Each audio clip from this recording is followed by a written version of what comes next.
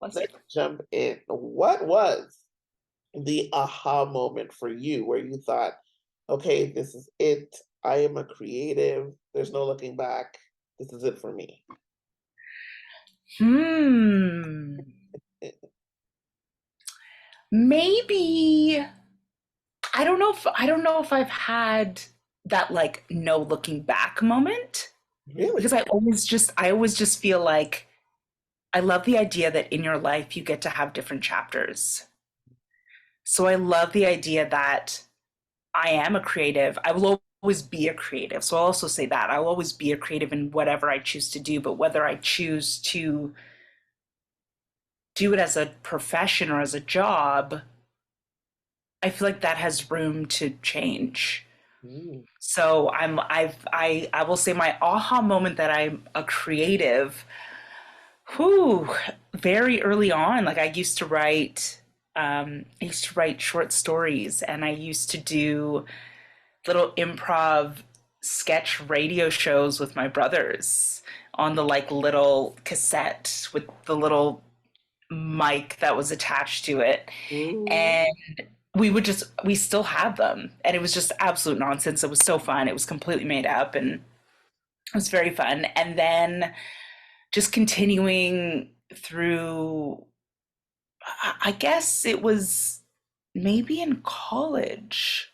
Because once you start, pursuing in post secondary, again, I have lots of friends who I went to school with and they're no longer creatives as their profession and still, had a career and then moved on to something else. So I Mhm. guess moving into college was when I was like, okay, I'm gonna do this. I'm gonna pursue this as my profession and graduating and like the ball rolling and picking up steam and all those kinds of things. So it started very early that I knew that I was a creative person and someone who expresses themselves that way. Mhm. Mhm. You are the first person who has responded with the fact that there could be a professional shift or, there's room for that. Yeah. Everybody else was very steadfast in their Mm. journey. Yeah. Um, so I guess you like options. Is that it? You I like the I do. fact that you could change like a chameleon and do something else. Absolutely. Because even in my artistic pursuits, I went to school for musical theater and now I'm doing Shakespeare. I've done commercials, I've done film and television, I've done voiceover, I sing. So there is a creative through line, but I also love when I hear people who are like, "Oh yeah, I was a lawyer for a couple of years and then it wasn't really fulfilling me and so I went on to do something else and then became an artist as a Mhm. profession." Or or the sandwich of being an artist as a profession and doing something else on the other sides. I just love you're here once, and I love the idea that if the goal is to explore yourself and to hopefully continue to find things that inspire you and fulfill you, if it becomes a point where I don't feel that way about whatever artistic practice it may be, or being an artist as a profession, period, then I'd like to feel like I could say that was a great chapter Mhm. and Mhm. and do something else. Mhm. Mhm. Yeah. It's funny that we're talking about this now because it just clicked that I don't know if you remember that we had actually started this conversation at the table in Stratford. It was Yes. the luncheon. And it just dawned on me. I said, wait a second, you were there for that conversation. Yeah. Yeah. Yeah. That is interesting. And you're absolutely right that I think to see the different facets that your life can fall Can upon be. makes it even more interesting and colorful. Yeah, I think it's so I'm always in awe. I'm like, so how did you get here? It's always my question, like, how or like what was the transition like or what, it's and especially, part of being an artist sometimes is doing other jobs for money while you do the tapes, while you wait for this, or you buy the time, or especially after the pandemic, there's so many things that we do and it adds to our life and adds people to our life and experiences to our life that I just think it makes you so well rounded. Hmm. So I think, but yeah. Absolutely. Give me two plays and maybe two artists, music wise, because you're a singer, Oh, that brought you comfort and solace when you were growing up. Like, who would you say you drew the most inspiration from?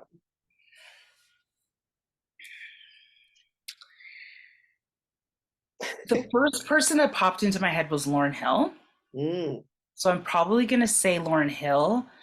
And I just, I also think that The Miseducation of Lauryn Hill is one of my favorite albums, not just for the music, but the conversation that was being had. mhm, Like there's the conversation about love and relationships that is kind of the through line through all of her songs on the album. And I just, even when I listen to it now, as I grow, I hear different things and different things are important to me and different things I'm like, oh, I learned that lesson already. Or I remember when I heard this and I was like, what are they talking about? And then I walked in it or through it or I'm in it now. So, and love is such a permeating thing for people and also as artists. mhm. It's like one of the big questions, where is the love? Why is it damaged? Where did it go? What did it used to be? Love is such an important part of all of our connections to other people. Right. Um, that, yeah, I think I would say Lauryn Hill. And then what? Who else would I say? That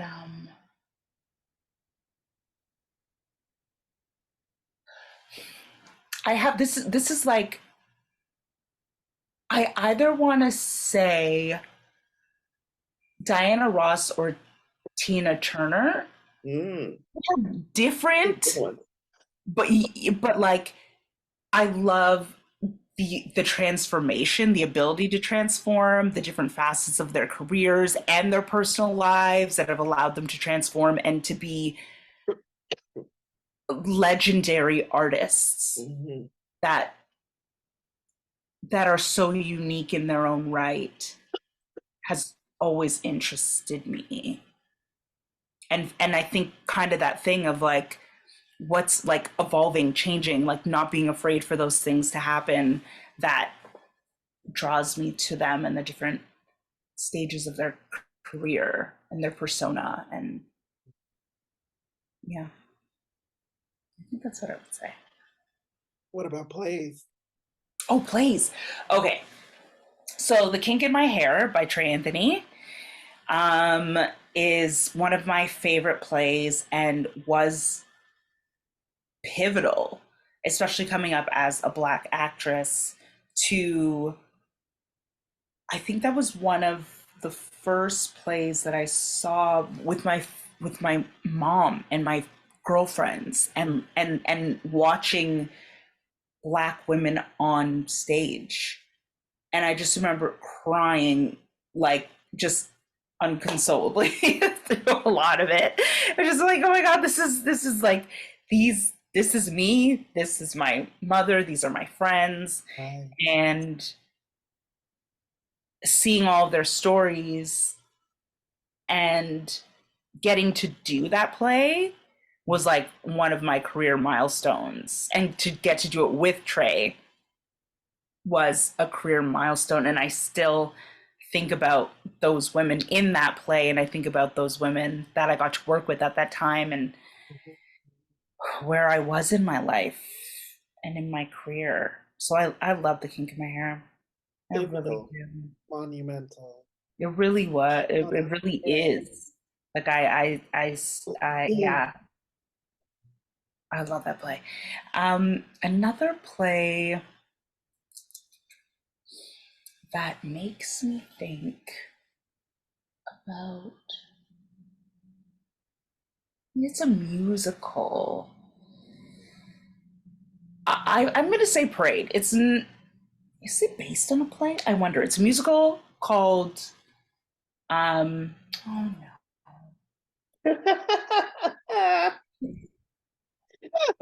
Okay, so I'm okay. This is what I'm going to say. I'm going to say Ragtime, which is based on a book.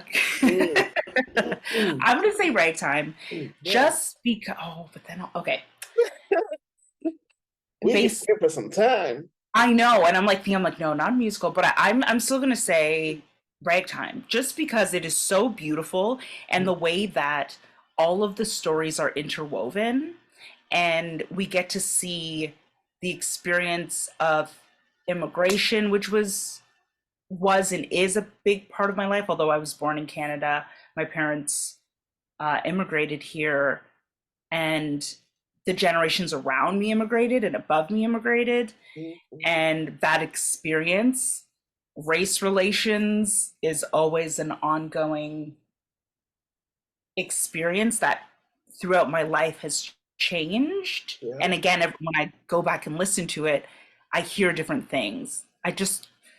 Yeah, when you ask that question, it makes me think of the things that have continually through my life um, had a place and inspired me. And um, I think that really reflects on the way these pieces and excuse me, I'm losing no my worries.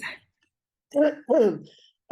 The way these pieces and pieces of art, if you will, were written and how they transcend through time. And this is why they are now classics, or Yeah, will always be a classic yeah, yeah. for It's you to still it's hear and like, continuously feel and think and write from since it, inception, from since it came out yeah. From when it and came out, now. I'm like, there's a word there still, depending on what's going on, Hmm.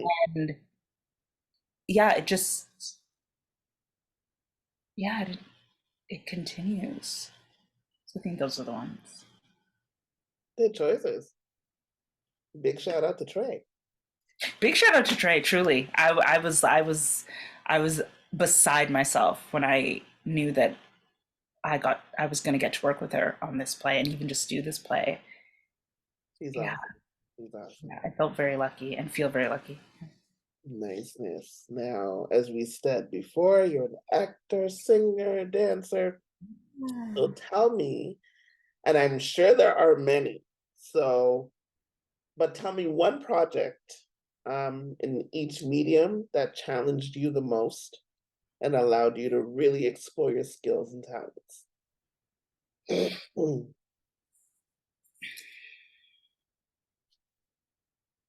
As a singer, probably I did The Color Purple right before the pandemic with Manitoba Theatre Center and the Citadel. And that was a challenging. I played Nettie, who has a beast of a song called African Homeland, and it encapsulates so much of her life and her experiences in such a short amount of time, and relaying that to her sister. And that was probably the marriage of vocal skill Mm-hmm. and emotional experience and the acting in it was the a really big challenge, and I found growth throughout while I was doing it. Mm-hmm. Mm-hmm. um so I would say that as for singing, as a singer. um as a dancer, I'm like trying to think of like when I was like felt like I was working the hardest Mm-hmm. Mm-hmm. as a dancer. um Maybe doing in when we were in college. I'm not a choreographer by any means, but part of what we had to do as our final project was choreograph a dance. Mm-hmm. And so I was like, trying to figure out what to do, how to do, like what to create, what song. And I decided on a solo piece uh, by like a, no, what is it called now? Just like a bird. Can't Oh, remember.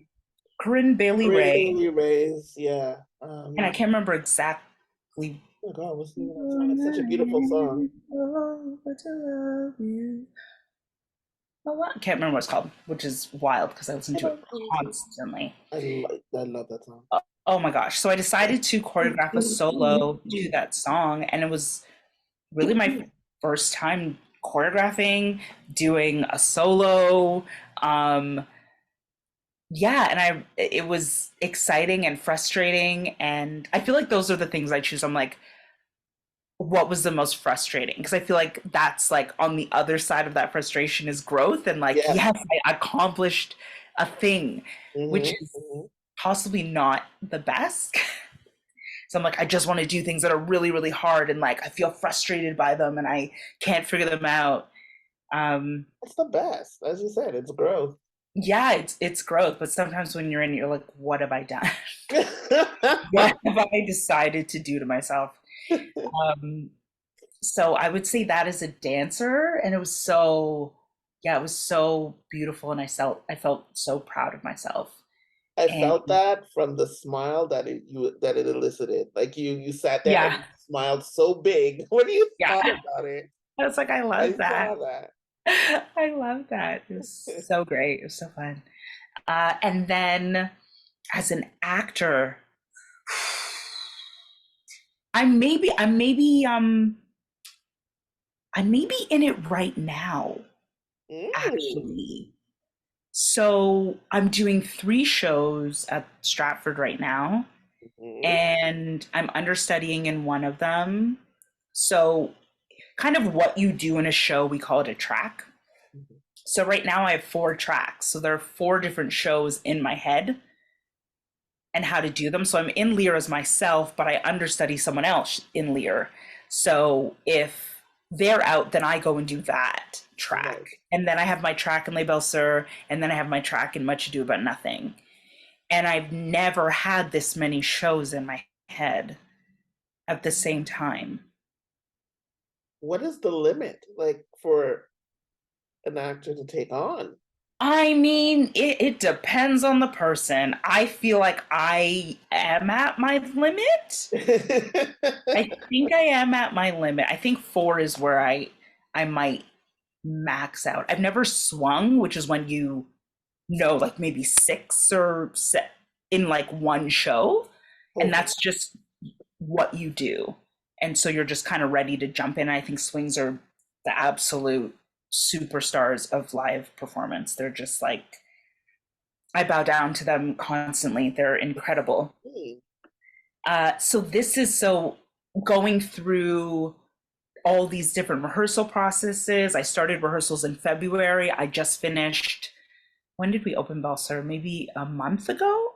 Yeah. So I've been in rehearsal all of that time for all of these different shows, figuring them out, learning the lines, learning the acting of it, the Mm. backstage, the relationships, fittings, everything. Mhm. So this has probably been the most challenging thing as an actor to continue to keep all of these people alive in my head and in myself for this amount of time and in such, what did I do yesterday? Yesterday morning we had a Lear, and then I did a Much Ado in the evening, and then I had a Belser this morning, Mm. and then I'll do a Lear tomorrow. So it's also doing them all days apart, sometimes 4 days apart, and being able to drop into all the things that you found every time you do it. Yeah, that is absolutely insane to me. It's wild. It's really wild. So I think I'm in my actor challenge right Mm. now.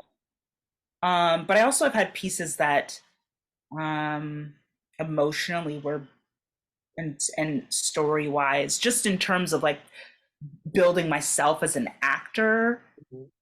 in a story. But I think that this is really the actor as a whole, taking care of myself physically, emotionally, mentally, taking care of these characters, maintaining relationships, like all of the facets of being an artist, I feel like Yes. are all being tested during this time. And I'm getting stronger. which is That's fantastic. You're getting stronger. I can't even imagine what the foundation of that is because it sounds like you're five different people in one. This is what I it am, sounds like to I me. am, So that yeah. is wow. And to think that people can take on more is my mind is imploding. I So was mine, truly. I'm like, props, yeah. yeah, and we had, even last night, we had an understudy on for Claudio, who plays my lover in Much Ado About Nothing. And so there were three new people who've never done the show before on stage in the show. So you have to learn a new dynamic with working with them because it's a different Absolutely. energy. Absolutely. Because you're like, okay, this isn't like, this is especially, I don't think I've ever experienced, no, that's not true. So they're my lover. And so I've spent so much time with Austin, who usually plays the role, creating shorthand, knowing like what to expect, how to work together. Right, And right. You guys have your own language already. yeah, so now working with another actor, and we're gonna do it in front of all these people. This is our rehearsal. This is our time to do it. So that's also, the actor challenge of like, can you take in this new person? Can you release what you think it's supposed to be or how it usually goes and tell this new story with this new person, having never done it before? All of these things and everything. I would have never thought of all of that. Yeah, I'm it's just thinking, okay, understudy, you're jumping yeah, in, you're go. gonna do your thing, go. I can't wait. Yeah. So there's all these different parts of it, which is really exciting and really fun. Because especially with understudies, I love when understudies go on because it's just, you can't, as the other actors, you can't think about yourself. Mhm. Everyone is thinking about supporting this actor. What do they need? How can I help them? Like, it just gets you so out of your own nonsense about, dropping in or whatever. And you're really just like, how can I connect with the person who's in front of me, which is really exciting. Really fun. Yeah. You guys complete props. My God, that's a whole other. You just opened my eyes to a whole other world. I was like, Listen, it's wild. It really I is believe you. so I exciting. truly do. I couldn't help it. The song is like a star. I had to look Thank you. for it, Bailey. Thank Yeah. you. Yes, like a star. Yeah. Yes. Beautiful, beautiful song. Now, your work and your resume, we were just talking about it and running through a few things. So I'm just gonna touch on a couple. Dream Girls. I mean, you've worked in so many different genres, right? So you got Dream Girls. You had two of Trey's productions, which was The King Yeah. and Black Mother Say I Love You. Yes. You had Much Ado. I love Shakespeare. I'm an English lit student. Hear me, student was. Um, We're always students, yeah, always. true, true. And I'm one of the crazy people who like Shakespeare. So Les Berceurs and King Lear. So I mean, again, full genres of different things. So as a Yeah. thespian, what attracts you to a role? What jumps out at you? Um, what jumps out at me most? Someone, a character that is interesting, a character that is, this is kind of hard because the whole basis of writing a show, hopefully, and a play and a musical is that someone wants something, like they have a dream, they have a drive, something that they're fighting for. And so when that thing is similar to something that I've experienced, Mhm. that is always really interesting to me. I've been really lucky to do more shows than not that feel close to my person and Mhm. close to my relationships or close to my experiences, which is always really nice to feel like there's part of you that's being explored, or part of you that's being explored in a very like direct way. But then it's also really exciting to do things that you've never done or never experienced, and someone who is on a journey somewhere and transformative, and those are things that are exciting, or a play that's exploring something that's exciting or interesting, or and that's like even just to me, like some other people may not find it interesting, but I'm like, oh, this is cool. Why someone like Messy? Like, how did we get here? Right. Like, how did we choose Claudio? When Claudio shames you, like, why do you still choose to love him? Like, where is that? What is that coming from? Right. Dream growth, like what is the dream? So you're joining this group. Why? What is the dream when, Effie steps to you, like, why don't you crumble? Why do you fight for it? Why is this?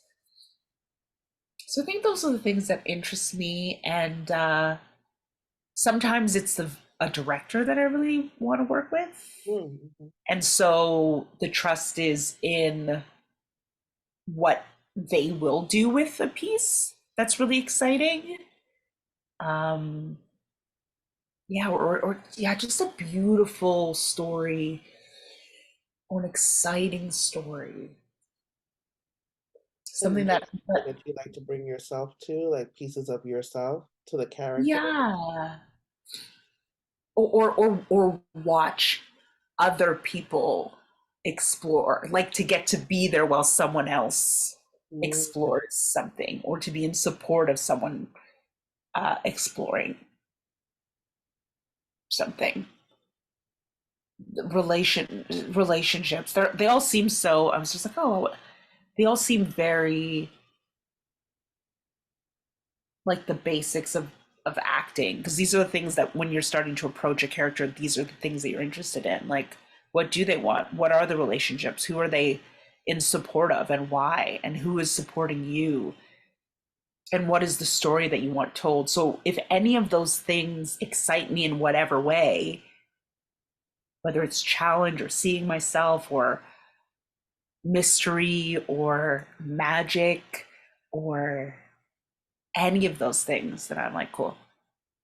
you're there. Yeah. Well, I have one last Yeah. question for you. So tell me some words of wisdom that you have for those up and coming in a if only I knew then what I know now kind of way. Hmm. Mm, If only I knew then what I knew now. Maybe, maybe I would say that your schooling and your study is for you, and it's not for anyone else. And it's for your inner artist. So I know as you get older, you start to understand who and what your inner artist is. But if someone's telling you you need to know this thing, you have to, I'll use tap as an example, just because it's easy. So like, okay, you got to know tap, you got to do tap. I've never tapped before. I didn't do tap when I was growing up at all. And like, you got to learn tap, you got to know how to do this, you got to, got to, got to, got to, got to. And so I was like, okay, great. I'll like work really hard and I'll do all the things. And I've never tapped in anything in my career. And so there's a bit, obviously, like I said, I like challenge and I like to be made stronger and I like to stretch myself. But at a certain point, you're not going to be the tap person. And so what you could be is the ballet person or the hip hop person or the jazz person, or the, like, kind of getting to know yourself and knowing what to leave and what to take as you go through your schooling, whether that's coachings, what, like, everyone is just offering their, what has worked for them. And so you are your own artist. And so you also get to pick and choose out of those things, like what speaks to you. Yeah, especially as like a very academic person. There's, you want to get the A's, you want to get the A pluses, you want to, like, that's that's a big motivator, but that doesn't always work in the arts. And so kind of leave that alone, I think. And then I would also say that perfect doesn't exist. That's what I would also say as someone who's very, yeah, Say perfect it doesn't again. exist. Say it louder for the people in the back. Yeah, perfect doesn't Yeah. exist. Mhm. So Mhm. do your best on this given moment, in this day, and also know that even if it doesn't feel like your best, it probably is, because that's all we know how to do. You know what I mean? If you're someone who works hard, shows up, devotes themselves, you're doing your best, even though it may not feel like, oh, I could have, and forgive yourself and know that perfect doesn't exist. Yeah. We're our worst critic, and Yes, oh my gosh. The worst, also especially, grace. yeah, especially in this industry where there is so much criticism and there is that desire to be the right person, to get the role, to get the project, to do the right thing, but sometimes that can be stifling to what is really creatively beautiful, and that's making mistakes and trying things. And then out of that you can find something really beautiful. True. Very true. Thank you. Thank Thank you. you. It was Likewise. so great to see you You again. too. Thank you for taking the time out. I know you're busy, busy. You can go Likewise. relax and enjoy the rest of I the know. evening. Put those a million people to rest Yes, yes, please put them all away and let them come out to play tomorrow. exactly. They can come out tomorrow, they can go to sleep and come out tomorrow. That's But right. yeah, thanks for interviewing me. That's so fun. Great questions. Thank you. Thank They you. always, I'm glad you enjoyed. I'm yeah, they always make me think. I'm like, yeah, what, who? Oh, good question. What is, why do I take a project? What is the thing? That was a very tricky question. I was like, oh, I I like to don't know. dig. I like to get Yeah, I'm into like, the why? little nitty gritty a little bit. Yeah. What excites me? Why do I? Because they're all so different, like you said. Like Yeah, you dreaming. had such range on your I was like, oh, you did this. Oh, you did this. Girl, I didn't even know. Like I'm a big handsmaid girl. Yes, yeah. And I'm going through all your stuff and I'm like, that was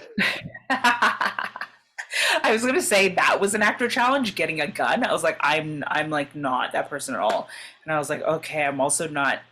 I wasn't big on swearing at that time, so I was like practicing my swearing and like holding a gun. And I was like, oh my gosh, I can't have people watching this being like, she's never held a gun in her life. So that was my actor challenge. Can I convincingly hold a gun? Because I'm right. so not that You person. did a fabulous job again. Thank Fabulous. you. Thank you very much. Continue